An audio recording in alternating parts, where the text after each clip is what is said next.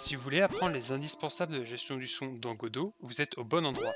Dans cette vidéo, on va apprendre à jouer un son par le code quand on réagit à n'importe quelle action, par exemple ici quand on appuie sur espace pour faire sauter le joueur. On va également voir comment on gère une musique de fond pour mettre dans notre jeu une musique qui est en fond en boucle et qui ne redémarre pas à chaque changement de niveau. On va également voir comment faire un son spatialisé, comme par exemple ici vous voyez mon ennemi, il a un son et si je m'éloigne, je l'entends de moins en moins fort jusqu'à ne plus du tout l'entendre. On va voir du coup comment ajouter ce son spatialisé en 2D, mais également en 3D. On va voir le même principe que ce son spatialisé en 2D, mais bien dans un espace en 3 dimensions. Ici vous voyez, quand je m'éloigne, je n'entends pas, et quand je me rapproche, eh bien j'entends totalement le son de cette petite abeille. Ce sont les concepts essentiels des sons qu'on va voir ici. Là, je vous montre l'exemple de comment faire sauter un joueur, comment mettre une musique ou ajouter un battement d'aile sur un ennemi. Mais le principe est que je vous explique le concept en lui-même, que vous pourrez ensuite utiliser à votre guise dans vos jeux pour ajouter n'importe quel type de son dans à peu près n'importe quel type de jeu. Il n'y a pas de prérequis de tuto à avoir suivi pour suivre ce tutoriel. Pour la facilité, je pars d'un projet de base que j'ai déjà créé, qui est d'un tuto que j'avais fait des ennemis simples. Vous n'êtes pas du tout obligé de l'avoir suivi, c'est juste pour avoir une base. Pour le projet 2D, je pars donc de ce petit tuto où on a simplement un personnage qui peut sauter avec des ennemis, ce qui va nous permettre d'ajouter des petits sons comme on l'a vu en introduction. Pour le projet 3D, je pars d'une petite scène comme ça, on a simplement un univers avec un personnage qui peut du coup se déplacer, sauter, et un ennemi. La base des sons dans Godot, c'est à travers un nœud qu'on appelle le AutoStream Player. On va en utiliser trois types, on va utiliser l'AutoStream Player, l'AutoStream Player 2D et l'AutoStream Player 3D. Comme leur nom l'indique, chacun est spécifique à un mode d'affichage. C'est-à-dire que l'AutoStream Player, lui, va permettre de gérer tous les sons qui ne sont pas localisés dans l'espace, comme par exemple une musique de fond. Il n'y a pas un point dans le monde précis où elle est, on l'entend tout le temps pareil de la même façon. Là où un AutoStream Player 2D va permettre de jouer un son localisé dans l'espace, par exemple un petit ennemi qui se déplace, et ben le son va se déplacer avec l'ennemi puisque c'est l'ennemi qui fait le bruit, et c'est la même idée avec le AutoStream Player 3D. Donc le Stream Player, c'est pour tout ce qui est général dans le monde, comme une musique de fond. Le Stream Player 2D et 3D, ça va être pour du son qui va être spécifique à un endroit, comme un bruit d'ennemi, un bruit d'ouverture de porte ou un bruit de pas par exemple. Les trois nœuds ont la même structure, même s'ils ont tous des subtilités. Ici, le but, c'est de voir les bases, comment utiliser ces nœuds. Donc, à la racine de ce nœud AudioStream Player, que ce soit AudioStream Player 3D ou 2D, on a bien, un endroit pour afficher son, puisque le but, c'est de jouer un son. Donc, il faut un endroit pour mettre un son. Ici, c'est à cet endroit-là, du coup, que vous allez pouvoir mettre votre son. Et juste en dessous, on a des réglages comme le volume, par exemple, pour pouvoir augmenter ou baisser le son. Le fait qu'il se joue automatiquement au lancement du jeu, par exemple. Ou d'autres petites choses qu'on va pas toucher dans ce tuto, parce que c'est plus avancé, comme le pitch, le nombre de polyphonies ou de bus, etc. On va commencer par la base de la base dans le mode 2D, c'est-à-dire comment on va simplement jouer un son en Godot en utilisant un AudioStream Player. Donc pour ça, je vais utiliser comme exemple un son de saut. Bien sûr, pour ce tutoriel, vous allez avoir besoin de sons. Donc vous pouvez utiliser n'importe quel son que vous avez. Si vous n'en avez pas, je vous ai mis en description les liens vers ceux que je vais utiliser dans ce tuto, qui sont un son de saut, une musique de fond et un son pour les ailes de l'ennemi qu'on va utiliser pour faire les sons spatialisés. Donc je vais prendre ces sons et les glisser dans mon projet pour les importer. Là, j'ai tout mis à la racine, donc je vais un tout petit peu organiser en faisant un dossier sound où je vais glisser les trois sons que je viens d'organiser histoire de m'y retrouver un petit peu. Et on va pouvoir commencer. Donc maintenant qu'on a un projet avec des sons, là, ce qu'on va faire, c'est apprendre à jouer simplement un son. Donc pour ça, on va utiliser un son de saut pour le joueur. Donc dans cet exemple, j'ai déjà un petit joueur qui peut se déplacer et sauter. Donc je vais aller dans la scène de mon joueur et je vais ajouter une source audio. Alors l'idée là bien sûr c'est de vous montrer comment faire un saut pour un joueur, mais ça marche pour n'importe quel son, dans n'importe quel contexte pour votre jeu. Là je prends cet exemple là parce que c'est un exemple classique, mais vous pouvez bien entendu l'utiliser pour n'importe quel autre son que vous avez à jouer. Donc on se met à la racine, on ajoute un nouveau nœud, et là on va ajouter le fameux AudioStream Player. Ce nœud, comme on l'a vu, il nécessite un son, donc on va prendre le son jump ici, que je vais aller glisser là. Et là, si on veut lire le son pour savoir à quoi il ressemble, on a la petite case ici, playing, qu'on peut cocher. Et là, vous voyez que le son est joué, donc on a ce son de saut un peu rétro. Ce qu'on va faire tout de suite, c'est baisser le volume parce qu'il est beaucoup trop fort, donc on va mettre par exemple à -10. Et là, si on rappuie, ouais, on voit que c'est encore trop fort, donc on va même carrément mettre -20. Voilà, -20, c'est pas mal. Donc on va toucher à rien d'autre, hein. On a mis le son, on a changé le volume, et ici on peut jouer le son pour voir si on a besoin de bouger ou pas son volume. On va s'arrêter là, on va renommer cet Audio Stream Player Jump SND par exemple pour Jump Sound, puis on va aller dans le script de notre joueur. Maintenant qu'on a vu comment ajouter un son, on va voir comment le jouer. Pour ça, vous allez dans votre script, vous allez ajouter une variable en onReady qui référence le stream player que vous avez fait. Donc pour ça, on se met ici à la racine, on appuie sur CTRL et on glisse notre nœud dans notre script, et il va nous créer ici une variable. Et ensuite, donc là, dans le cas du jump, j'ai simplement à aller à l'endroit où on gère le saut, donc c'est ici. Et pour jouer un son, c'est très simple, vous allez prendre la variable que vous venez de créer en référençant le stream player. Donc dans mon exemple, ça va être jump sound ici. Donc on va se mettre ici où on gère le son. On fait jump sound, donc le nom de mon stream player ici, point play, tout simplement. Là, ce que ça va faire, c'est que quand je vais appuyer sur espace et que je suis sur le sol, on prend la variable qui référence notre stream player et on fait un point play. Donc ça veut dire que ça va faire comme si on allait dans l'interface ici et qu'on appuyait ici sur playing. Si je lance mon jeu, dès que j'appuie sur espace, vous voyez que j'ai un saut et j'ai un son qui se joue. Voilà la base pour jouer un son dans Godot, c'est tout bête, vous vous mettez à l'endroit où vous voulez jouer votre son, vous ajoutez un audio stream player, vous allez dans le script, vous mettez une référence à cet audio stream player et vous mettez un point play au moment où vous voulez qu'il se joue. Pour jouer un son spatialisé, on va utiliser du coup un autre node qui n'est pas le stream player mais le stream player 2D comme on a vu en introduction. Pour ça, je vais donc aller dans la scène qui m'intéresse. Donc moi, dans mon cas, je vais ajouter un bruit d'aile ici à mes petits ennemis qui sont des petites chauves-souris pour qu'on ait bien le son des ailes qui se baladent comme ça. Mais bien encore une fois, hein, c'est le principe générique que je vais vous montrer là. Vous pouvez l'appliquer à n'importe quoi, pas uniquement des ennemis. Donc quand on veut ajouter un son spatialisé, on se met à la racine du nœud où on veut ajouter le son et on ajoute un node stream player 2D ici. Une fois que j'ai ajouté ici mon stream player, je mets comme d'habitude une source. Donc là, ça va être mon son qui s'appelle wingflap.wave. Je le mets là. Je peux l'écouter en appuyant sur playing ici pour voir ce que ça donne. Donc on voit qu'on a deux petits battements d'ailes. Donc le son me semble pas trop mal, je ne vais pas le bouger. Et quelque chose qu'on va faire, c'est qu'on va cocher ici la case autoplay. Ce qui fait qu'au lancement, le son va se lancer. Donc là, si on lance le jeu, on a entendu le son. Tout simplement parce que l'ennemi est dans la scène, ici, j'en ai même deux, et il joue le de Stream Player 2D qui est en autoplay. Par contre, le son s'arrête une fois qu'il a été joué une fois. Nous, c'est pas ce qui nous intéresse, on veut qu'il se joue en boucle. Pour activer la boucle, on va cliquer sur le son qu'on a importé ici et on va aller dans l'onglet Import. Et ici, on voit qu'on a plusieurs choses. Notamment, on a Loop Mode et à la place de Detect From, ici, on peut mettre Forward. Ce qui veut dire qu'en fait, on active le fait que le son va boucler. On a plusieurs modes. Disable, c'est-à-dire qu'on le désactive. Forward, c'est-à-dire qu'on l'active. Ping-pong, ça veut dire qu'il va faire une fois dans un sens, une fois dans l'autre. Et backward, ça veut dire qu'il va le faire dans l'autre sens. Donc nous, on veut simplement une boucle simple, c'est-à-dire qu'une fois que le son se finit, il repart à zéro, enfin au début. Donc c'est forward. Et on clique ici sur Reimport. Le son est réimporté. Et là, si je lance mon jeu, je lance ma scène, vous voyez que les sons sont joués en boucle. Alors, on a un petit délai de répétition, mais ça, c'est pas lié au code en lui-même, c'est lié au son qui a un petit délai à la fin où il n'y a rien.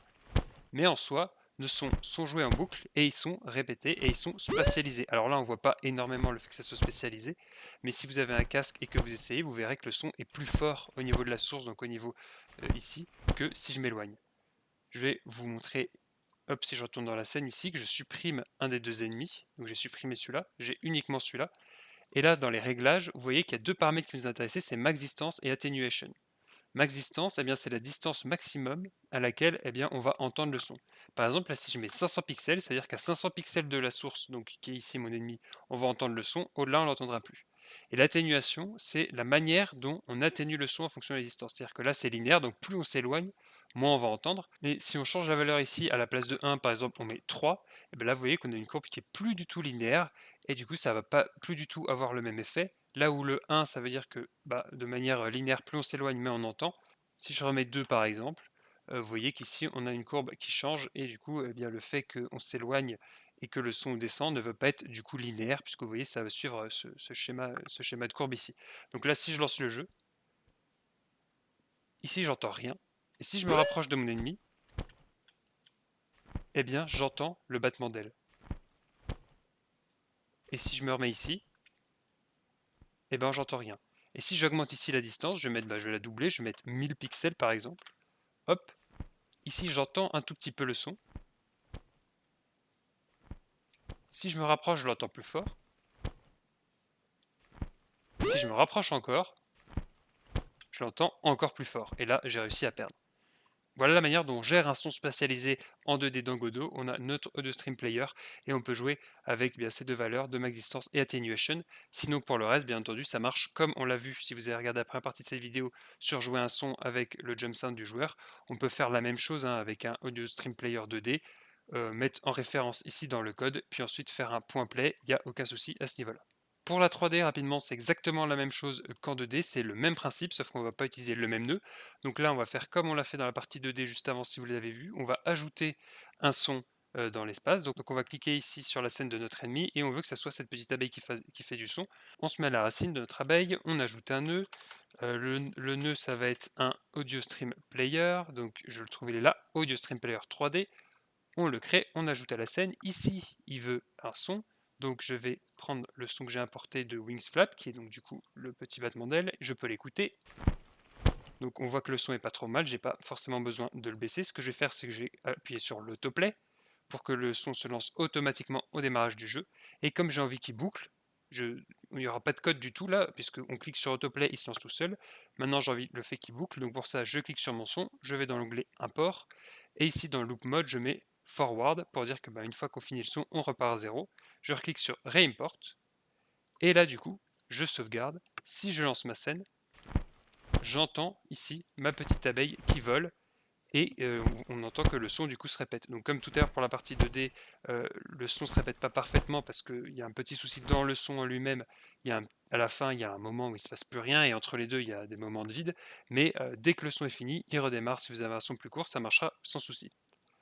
Ce qu'on peut faire aussi, comme on l'a fait dans la partie 2D, c'est changer la distance. Et vous voyez, on a max distance ici qui va nous permettre de gérer la distance avec lequel le son peut être entendu. Si on a 0, il ne se passe pas grand chose, comme c'est écrit ici. Par contre, je peux mettre une distance en mètres. Par exemple, si je mets 50 mètres et que je lance mon jeu, là j'entends le son parce que je suis à moins de 50 mètres. Mais si j'allais à plus de 50 mètres, j'entendrais plus le son. Alors 50 mètres, du coup, c'est peut-être beaucoup. On va mettre 10 mètres pour l'exemple. Je lance mon jeu. Donc là, j'entends rien du tout. Si je me rapproche un peu de l'abeille, je commence à entendre le son là. Et si je me rapproche encore plus, j'entends le son encore plus fort. Donc de la même manière que la 2D, on a le réglage ici qui est max distance qui permet de gérer la distance à laquelle vous voulez qu'on entende votre son. Et plus vous approchez de la source, plus votre son va être fort, plus vous éloignez, plus il va être faible. Et quand on va dépasser cette distance-là, vous n'allez plus du tout l'entendre. Pour gérer une musique, on va se baser sur ce qu'on a fait déjà au niveau de la première partie de cette vidéo, donc sur la création d'un son de jump. Donc vous devez avoir vu cette partie pour comprendre comment on va gérer la musique, mais on va gérer de la même façon. On va créer un nouveau nœud. Alors on pourrait le faire à la racine ici du niveau, mais pour quelque chose qu'on va voir juste après, vous allez voir que c'est plus simple de créer un nouveau nœud. Donc on va créer un nœud de base, on va juste appeler node, et ici on va l'appeler par exemple Sound Manager et on va sauvegarder ce Sound Manager à la racine. Donc là, on a une scène qui s'appelle Sound Manager et qui ne fait rien du tout. On va lui ajouter, comme pour le jump tout à l'heure, un Audio Stream Player ici, donc Audio Stream Player tout court, parce qu'on ne veut pas spatialiser le son, ça doit être une musique, donc il n'y a pas de moment où c'est plus ou moins fort dans ce cas-là. Donc on ajoute l'Audio Stream Player. Ici, il attend un fichier, donc je prends ma musique que j'ai ici téléchargée, je la mets là, et on va voir ce que ça donne en cliquant sur Playing. Donc on a bien notre musique qui se joue. Alors généralement dans un jeu quand même on veut que la musique soit pas trop forte pour pas que ça casse complètement le reste du son du jeu. Enfin, et des fois on monte la musique en bataille etc. Mais là on va mettre -10 pour l'exemple, on va voir ce que ça donne. Donc là c'est pas trop mal, on entend bien la musique en fond, ça devrait pas gâcher nos autres musiques. Ce qu'on va faire, c'est qu'on va activer l'autoplay parce que la musique, on veut tout simplement qu'elle se lance dès qu'on démarre le jeu. Et comme on a fait pour le fait de jouer un son spatialisé avec les ailes, on va activer le loop mode, donc le fait que quand la musique est finie, elle repart à zéro. Donc pour ça, on clique sur notre musique, on va dans Import, et là, loop, on a ici la case On à cocher, et on fait Reimport. Alors, si vous avez suivi les autres parties, vous avez vu que quand j'étais sur ce son-là, c'est ici qu'on a le loop mode, mais parce que là c'était un point wave. Si vous avez un point MP3, le loop mode, ça va être une case à cocher. Si vous avez un point wave, ça va être loop mode ici à changer. Si vous avez un point AGG, ça va être encore autre chose. Mais voilà, c'est le truc qui s'appelle loop. Vous avez juste à le changer. quelle que soit votre extension de fichier, votre format de fichier, vous allez trouver un mode loop qu'il faut activer. Donc là, dans mon exemple, on a activé ça. Donc si je lance ma scène, bien entendu, on n'a absolument rien à l'écran, mais on a la musique qui se joue en fond. Donc ce qu'on va faire, c'est qu'on va dans le niveau, on ajoute une scène, on prend notre sound manager, on sauvegarde, et là, si on lance, eh bien, on a notre musique qui se lance en fond, puisqu'on a activé l'autoload, et si elle se finit, elle va se relancer, puisqu'on a activé le mode loop sur la musique. Et là, en plus, on a les autres sons, donc j'ai toujours mon son en saut, et mon son de mon ennemi qui se balade avec la musique en fond. Le souci que vous allez assez vite rencontrer si vous utilisez ce système, c'est que à chaque fois que vous allez changer de niveau, la musique va se relancer. Par exemple, ici, on a la musique en fond. Si je meurs, si je me prends l'ennemi, mon niveau va se relancer, vous allez voir ce qui va se passer. Et ben j'ai la musique qui se relance. Pareil, si je continue, hop, j'ai encore la musique qui se relance. Et là, c'est dans le cas où je suis mort, mais si je passe dans un portail qui m'emmène au niveau suivant, peut-être que c'est voulu, le fait d'avoir une musique différente par niveau. Dans ce cas-là, vous pouvez juste utiliser ce système-là et mettre un sound manager avec une source différente par niveau, par exemple, ou directement le mettre à la racine là, ou gérer par le script différentes musiques. Mais souvent, on aime bien que la musique ne se coupe pas entre les niveaux. Même si vous avez ici un sound manager qui va gérer plusieurs sons par le code, on aime que quand ça change de niveau, ou quand on meurt, ou quand on passe du menu au jeu, par exemple, on veut garder la musique. Et bien pour ça, ça va être assez simple, on va utiliser ce qu'on appelle l'autoload. Donc pour ça, on a besoin d'avoir un nœud comme ça indépendant, enfin une scène comme ça indépendante, c'est pour ça qu'on a fait cette scène-là. Et on va aller dans Project Setting. Dans Project Setting, on va aller dans l'onglet Globals ici, et ici on a dans le premier onglet Autoload. Autoload, ça permet d'ajouter soit des scripts, soit des scènes qui vont être automatiquement lancées au démarrage du jeu. Vous n'avez pas besoin de les ajouter dans le niveau ou quelque part, ça va être automatiquement lancé et ça va rester en fond. Donc par exemple, ici je clique sur le petit dossier, je vais aller chercher mon Sound Manager, ici je clique dessus, je fais Open, je laisse le nom Sound Manager et je fais Add. Et là, on a Sound Manager qui vient d'être ajouté. Alors là, vous voyez, il n'est pas content, c'est normal parce qu'en plus je l'ai ajouté là, donc il pense qu'il va y avoir une incursion, etc. Mais là, à partir du moment où une scène est dans cette liste-là, dans Global, ça veut dire qu'elle est accessible partout en utilisant ce nom-là dans les scripts. D'ailleurs, si cette case-là est cochée, bon là on va pas l'utiliser, c'est accessible partout. Et ça va se lancer au début du jeu. Donc du coup, on va ici prendre Sound Manager et on va le supprimer pour éviter de le charger plusieurs fois. Donc là, dans notre niveau, on n'a rien du tout. Par contre, si je lance, on a quand même notre musique de fond parce qu'elle est chargée en autoload, donc elle est chargée automatiquement dans le jeu, même si on l'a importée nulle part. Et donc là, si je vais me prendre mon ennemi, vous voyez que ma scène a été rechargée, pourtant ma musique de fond ne s'est pas relancée. Voilà comment on fait pour gérer une scène en autoload, qui est très utile dans le cadre de la musique de fond dans notre cas. Voilà qui conclut cette vidéo sur les indispensables de Godot, à savoir la gestion des essentiels du son.